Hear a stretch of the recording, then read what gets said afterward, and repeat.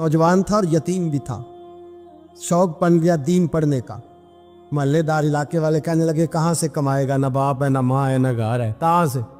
हजरत रूमी कहते हैं नौजवान ने जंगल में झोंपड़ी लगा ली। वहाँ वो सुबह मदरसे जाता, शाम को जंगल में रहता, वहाँ अल्लाह अल्लाह करता, सबक याद करता।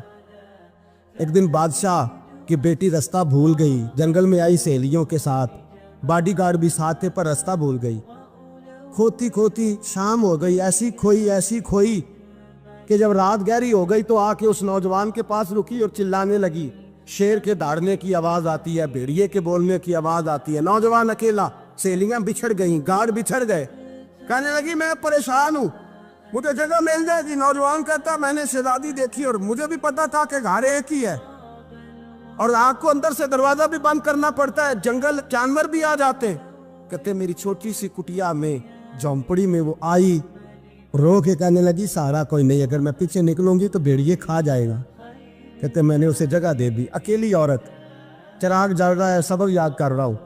मेरे नबी पाक ने फरमाया जहाँ मर्द औरत अकेले हो तीसरा शैतान होता है। और शहजादी, वो बच्चा कहता है सबक याद करता रहा सारी रात।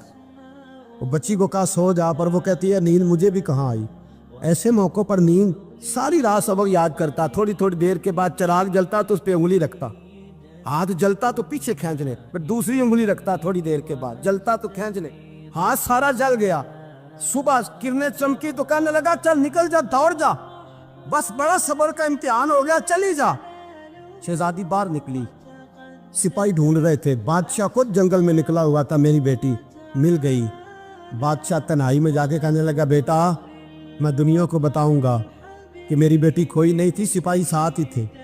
ये बड़ा मुश्किल होता है, बेटी तो भूल के भी रात कहीं रह पड़े तो लोग जीने नहीं देते, तो बेटा मुश्किल हो जाएगा मेरे लिए। कहाँ थी? उसने कहा नेक नौजवान के पास। उसने कहा बेटा मैं तो तेरी बात मानूंगा पर दुनिया नहीं मानेगी। अगर उस नौजवान ने किसी को बता दिया कि तू उसके पास थी तो फिर लोग मेरा जीना मुहाल कर देंगे। बेटा मैं मर जाऊंगा, मेरी मजबूरी ये है कि वो कहीं राज ना उगल दे वो नौजवान, उसे कत्ल करना पड़ेगा। औरत ने मिन्नतें की, उस बेटी ने कहा मेरे मौसम को मारोगे, रोई। और वो कहने लगा मैं बादशाह, वो मेरा अपना वकार है, मैं उसको छोड़ नहीं सकता। गिरफ्तार कर लाए सिपाही। वक्त तय हो गया सजा का। अकेले कारकोशरी में रखा गया, जो उसके खास एतबार वाले थे उनकी ड्यूटी लगाई। बादशाह ने बुलाया, पहले बिलम आया। औरत कहने लगी, बेटी कहने लगी एक दफा तो बुलाओ ना, एक सवाल बस पर्दे में रह के पूछना है और फिर जो आपका जी चाहे, मेरे मौसम को मारना तो है, तो मर्जी आपकी। सामने खड़ा किया, नौजवान पर्दे के पीछे, औरत खड़ी हो गई। बादशाह बीच बैठ गया। बीबी कहने लगी सारी रात बेदार मैं भी रही, सोया तू भी नहीं। वो जो तू चिराग के करीब हाथ लगा के जलाता था वो समझ नहीं आई। नौजवान रो पड़ा, कहने लगा क्या करूं, मैंने रसूलुल्लाह का दीन पढ़ा है, क्या करूं, मैंने हुजूर का दीन पढ़ा है। मैंने पढ़ा है कि जानी को सबसे नीचे दोज़ख के सबसे निचले दर्जे में जलाया जाए, उसे जहन्नमियों का पीप और रेशा पिलाया जाए, कंद खिलाया जाए। ये रवायतें पड़ी हुई थी। थोड़ी थोड़ी देर के बाद शैतान मुझे कहता था बदकारी कर ले। मैं अपना हाथ उसी वक्त जब शैतान मशवरा देता तो मैं आग पे करता। मैं कहता अगर ये बर्दाश्त हो गई तो वो भी हो जाए। जब हाथ जलता तो मैं समझ जाता नहीं तुझसे तो ये नहीं बर्दाश्त होती तो वो कैसे होगी। फिर मुझे शैतान मशवरा देता कोई देख नहीं रहा, तो बुलाने नहीं गया, खुद आई, मैं दूसरी उंगली लगा देता। मैंने हाथ जलाया और मैं समझ गया जब छोटे से चिराग की इतनी सी शमा की आग नहीं बर्दाश्त होती तो दोज़ख कैसे बर्दाश्त होगी। कहता मैं बाज आया। बादशाह ने ये कहानी सुनी, लफ्ज सुने तो चीख मार के रोया। कहने लगा तालिब इल्म तू तो मेरे नबी का सच्चा गुलाम है, और मेरे रसूल के जो सच्चे गुलाम होते हैं उन्हें फांसियां नहीं दी जाती, उन्हें तख्त पर बिठाया जाता है। अब तुझे सजा नहीं होगी, बल्कि मैं अपनी बेटी का निकाह तेरे साथ करूंगा और मेरे बाद इस सल्तनत का बादशाह भी तू ही बनेगा। अब वो नौजवान वहां नारे लगा रहा है, कहता लोगों तुम मुझे कहते थे दीन से क्या मिलता है, दीन से तो अल्लाह तख्त व ताज भी अता फरमा देता है। अगर नौजवान शर्मो हया वाले बन के रहे अल्लाह सारी इज्जतें दे देगा। देखे ना अल्लाह के फजल से इज्जत मिलती है, और जब कोई इज्जतदारों जैसा काम ही ना करे। एक बात और अर्ज करनी है पर वक्त थोड़ा रह गया। जवानों मैं ना जब कभी परेशान होता हूँ ना तो मैं ये वाली बात खोल के पढ़ता हूँ वाला, ये बात ढारस बनाती है। ढारस توانائی دیتی ہے, پورا مضمون باندھا ہے. اعلیٰ حضرت کہتے ہیں بہروپیہ تھا, مداری, روپ بدل بدل کے دکھایا کرتا تھا, بادشاہوں سے انعام لیتا تھا. ایک دن اورنگزیب عالمگیر کے پاس آ گیا, کہنے لگا میں روپ بدلوں گا, اگر آپ پہچان نہ سکے تو میں انعام لوں گا. آپ نے فرمایا میں کوئی ایسے ویسا بادشاہ نہیں, کہا مجھے دھوکہ دینا مشکل ہے. کہا نہیں میں روپ بدلوں گا. حضرت اورنگزیب عالمگیر بڑے نیک بادشاہ گزرے, بڑے پرہیزگار آدمی. وہ بہروپیہ کہنے لگا میں روپ بدلوں گا, آپ نہیں پہچان سکیں گے. فرمایا چل جتنا تیرے اندر زور ہے لگا لے. حضرت نے اعلان کیا کہ میں نے فوجی بھرتی کر دے, 2 ماہ کے بعد ٹیسٹ ہوگا. وہ 2 مہینے دوڑتا رہا, رنگ روپ بناتا رہا, آیا ٹیسٹ دینے, 2-3 سپاہیوں کا امتحان لیا. اس کی باری آئی تو 10 روپے دیے, کہنے لگے تیرے آنے جانے کا کرایہ میں نے تجھے پہچان لیا ہے. کچھ دنوں کے بعد جانے لگے سفر پر, تو بھکاری آ گئے خیرات مانگنے. اس نے بھی سارے منہ پر سیاہی مال لی, کپڑے پھاڑ لیے, سر کے بال مڈا لیے, پگے تک کٹا لی, بدرنگ ہو کے آیا. کاسا آگے کیا تو حضرت نے 10 روپے ڈالے, کہنے لگے تیرے آنے جانے کا کرایہ میں نے پہچان لیا ہے. کچھ دن گزرے تو ٹیچر کی ضرورت تھی. اس نے مونچھیں بڑی کر لی, داڑھی نکلی لگا لی, سر پہ جنا کیپ پہن لی, ایک شیروانی لے لی اور ہاتھ میں چھڑی پکڑ کے آیا. کہنے لگا میں استاد ہوں, 2-4 بندوں کا امتحان لیا. اس کی باری آئی تو 5 روپے دیے, 10 روپے دیے, کہا تیرا کرایہ میں نے پہچان لیا. 2 سال گزر گئے. وہ جب بھی آتا حضرت پہچان لیتے. ایک دن سفر پہ جا رہے تھے, بہت بڑا لشکر تھا, جہاد کرنے جا رہے تھے اورنگزیب عالمگیر. تو دیکھا ایک پہاڑی ہے, پہاڑی پہ لوگ جا بھی رہے ہیں آ بھی رہے. اورنگزیب عالمگیر پوچھنے لگے یہاں کیا ہے؟ کہنے لگے بابا جی بیٹھے ہیں دعا کرتے ہیں, اللہ کے نیک بندے ہیں. اورنگزیب کہنے لگے یار پرانے لوگ سارے ہی اللہ والوں کو مانتے, یہ بھی مصیبت آئی ہے جتنی نہیں آئی ہے, سارے لوگ ہی مانتے. کہنے لگے ذرا میں دعا نہ کرا لوں, بچے کام جا رہا ہوں. اورنگزیب بادشاہ تھے, بادشاہ لوگ نازک مزاج ہوتے ہیں. گھوڑے سے اترے, بڑی مشکل سے پہاڑی پہ چڑھے, اوپر گئے تو لائن لگی ہے. بابا جی غار میں بیٹھے, کہنے لگے میں نے ملنا, میں اورنگزیب ہوں. انہوں نے کہا ہمارا بابا اس طرح کا پیر نہیں کہ امیر آئے تو رنگ اور ہو, غریب آئے تو اور ہو. یہاں اگر ملنا ہے تو لائن میں لگ جاؤ, سب ایک جیسے. اب لائن میں کھڑے ہو گئے, 50 آدمی آگے تھے, کہتے ہیں 51واں نمبر تھا. تھک گیا دھوپ میں کھڑا کھڑا. جب میں پہنچا غار کے دہانے تو میں نے بابا جی کے چہرے پہ نظر ڈالی تو بڑا نورانی چہرہ, بڑی خوبصورت لب و لہجہ. میں نے کہا میرے جیسا آدمی بھی پگڑی باندھ لے تو اچھا لگنے لگ جاتا ہے, بڑا خوبصورت انداز. کہتے ہیں میں ان کے پاس اتحیات کی حالت میں بیٹھ گیا. میں نے کہا حضور میں جا رہا ہوں جہاد کرنے, دعا کرنا. بزرگوں نے ہاتھ اٹھائے, اللہ اس کی مدد فرما, دین کو غلبہ عطا فرما, اسے دین کا سچا پکا سپاہی بنا. پھر تھپکی دی, 2-4 نصیحتیں بھی کر ڈالی. دیکھنا ظلم نہ کرنا, زیادتی نہ کرنا, جب تم جیت کر نہ کرنا, غرور نہ کرنا, نصیحتیں بھی کر دی. کہتے اب جب میں اٹھا تو 2-4 دینار بطور نذرانہ مسلح کے نیچے رکھے, اور الٹے قدم جب میں غار سے اترا انہوں نے رومال جھاڑا اور اٹھ کے کھڑے ہو گئے. کہنے لگے آج نہیں تو نے پہچانا, آج نہیں تو نے پہچانا, میرا انعام بنتا ہے, آج نہیں پہچانا, لا پیسے. اورنگزیب کہنے لگا یار تو نے حد کر دی, کہاں چڑھا کہاں کھڑا رہا, دھوپ میں تھک گیا, کمال کر دی بھائی تو نے. پتا تو کیا لے گا, اب تو جلدی بتا, وہ کتنے لوگ پیچھے دھوپ میں کھڑے ہیں, لشکر سارا کھڑا ہے, کیا لے گا؟ اس نے کہا سب سے قیمتی ہیرے وہ ہے جو تیرے سر کے تاج میں لگے ہوئے, مجھے تیرا تاج چاہیے. او بھائیو سننا اور یاد رکھنا, میرے اعلیٰ حضرت کہتے ہیں بادشاہ نے سر کے اوپر سے تاج اتارا, بہروپیے کے قدموں میں رکھا اور کہنے لگے یہ لے, اور یہ تو تیرا مانگنے پر میں نے دیا ہے نا, میں واپس آتا ہوں تو آنا میں اپنی مرضی سے بھی تجھے دوں گا. تو نے اورنگزیب جیسے بندے کو دھوکہ دیا, آنا میں اس وقت بھی دوں گا. وہ دے کر بس بات ختم ہو گئی, حد ہو گئی. دے کر کہتے ہیں جب میں پلٹا نا واپس, بہروپیے نے آواز دی بادشاہ ٹھہر جا.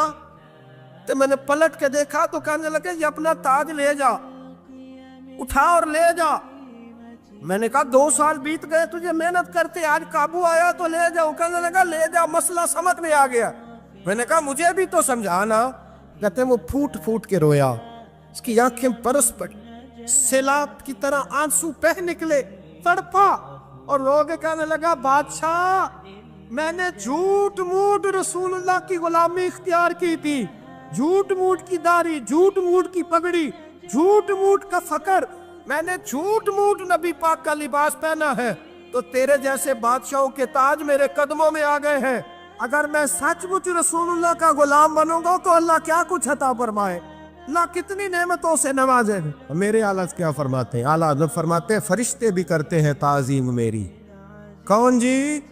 अल्लाह। ऐसा अकीदा भी कम मिलेगा जो बरेली के इमाम का अकीदा है, ऐसा भी कम। कहते हैं फरिश्ते भी करते हैं ताज़ीम मेरी। क्यों? फरमाने लगे फिदा हो के उन पर ये इज्जत मिली। बगदाद के एक दरवेश आलिम थे, तो वो जब भी नमाज पढ़ाते ना तो किसी ताजर की 2 बीवियों के बारे में दुआ मांगते। तवज्जो है मेरी बात पर? नमाज पढ़ाते तो कहते अल्लाह उस ताजर की 2 बीवियों को अपनी खास रहमतें अता फरमा। एक दिन लोग उनके गिर्द इकट्ठे हो गए, कहने लगे बाबा जी बताएं तो सही वो बीवियां कौन थी जिनके लिए आप दुआ मांगते? तो फरमाने लगे मेरे शहर का एक ताजर था, बहुत बड़ा ताजर था, मालदार था पर बे औलाद था। उसे बगदाद से मुल्क शाम जाना पड़ता था तिजारत करने, और कई कई महीने उसे शाम के मुल्क में रहना पड़ता था। उसने इस तरह किया कि वहां भी एक शादी कर ली। तो जो है ना मेरी बात पर, क्या कर लिया उसने? दूसरी शादी करना मर्द के लिए जायज़ है, तीसरी करना भी, चौथी करना भी भैया के वक्त, मगर अगर इंसाफ कर सके तो। अगर चारों में हम ना आधा मसला सुनते हैं और आधा ही बयान करते हैं, अगर इंसाफ ना कर सके फिर उसके लिए 4 जायज़, फिर वो एक ही रखेगा। तो अजीज दोस्त, दूसरा निकाह कर लिया, शादी हो गई। अब वो वहाँ कुछ ज़्यादा वक्त गुजारने लगा, मालदार आदमी था, बीवी को मकान भी लेके दे दिया। अब वो जब देर से आता वापिस, और जब आता भी तो उसके वो वाले अंदाज ना होते जो पहले हुआ करते थे। अब बीवी से बड़ा जासूस भी कोई नहीं होता, उसको तो पहले ही पता चल जाता है कि माजरा क्या है, उसे बड़ी खबर होती है। तो उसने महसूस कर लिया कि बदले बदले से मेरी सरकार नज़र आते। वो कहने लगी अब के जब आता जाता है तो इसके हालात कुछ बदले बदले से हैं, माहौल कुछ और है। उसने एक बूढ़ा आदमी जो उसका अजीज़ भी था और समझदार भी था उसको तैयार किया। कहने लगी अब के जब मुल्क के शाम जाए ना तो इसका पीछा करना और ख़बर करना कि कहाँ रहता है, कहाँ जाता है, क्या करता है। वो बूढ़े बुजुर्ग जो थे वो खातून के कहने पर कुछ उसने किराया भी दिया।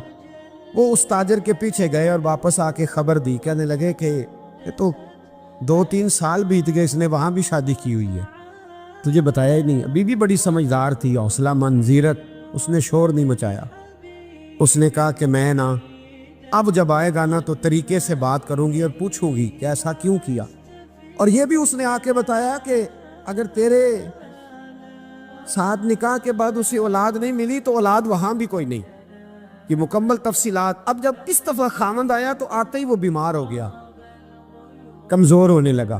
अब खातून ने मुनासिब नहीं समझा कि आते ही धड़ाम से मैं उसके सर पर ये ठोड़ दूँ कि तूने निकाह किया हुआ है और मुझे बताया नहीं। वो जरा तसल्ली में रही, कुछ वो बीमार था, हौसला रखा, खिदमत करती रही।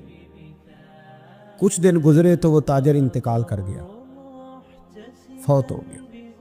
अब राज खोल न सका, इद्दत गुजारी, और जब सारा माल जमा किया ना तो अशरफियों की बोरियां भर गई। सारा माल उस बीबी का, 4 बोरियों में अशरफियां, 4। यहाँ तो पेट का दोज़ख है, माज़ अल्लाह भरता ही नहीं।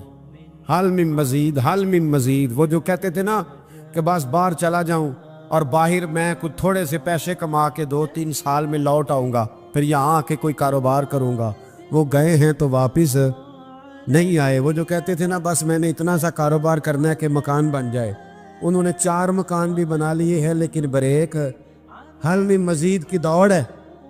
अब 4 बोरियां उस औरत ने छुपाए रखी।